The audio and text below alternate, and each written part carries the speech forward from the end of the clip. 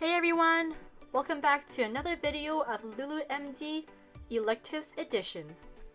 So I wanted to share with you what I did for my second year med school elective.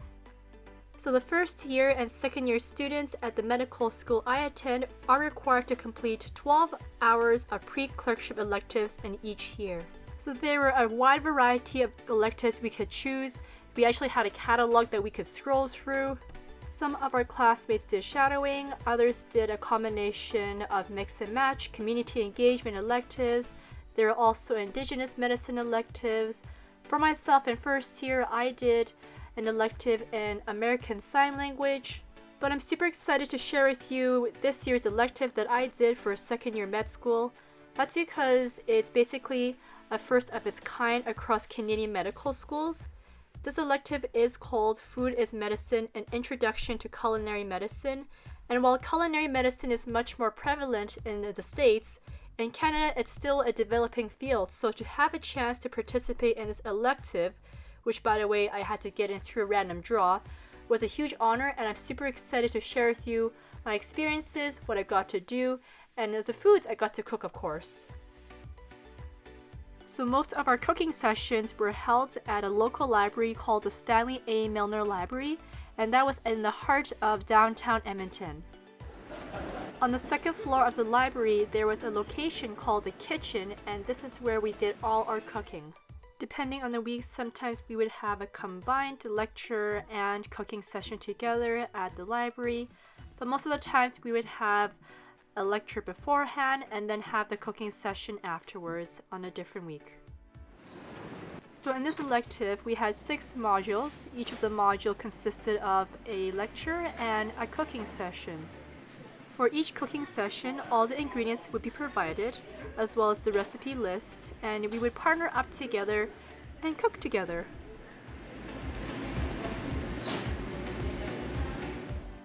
So most of the modules would usually include a starter, an entree, and a dessert that would match that week's theme or flavor. And because it was more of a communal cooking setup, while we all made the same dishes, we would also have the opportunity to sample each other's dishes and sort of see what people did differently, or if they improvised a little bit on the recipes that were given. So while the rest of this video will just be a collection of images and videos of the foods we got to cook, I still wanted to share some thoughts along the way.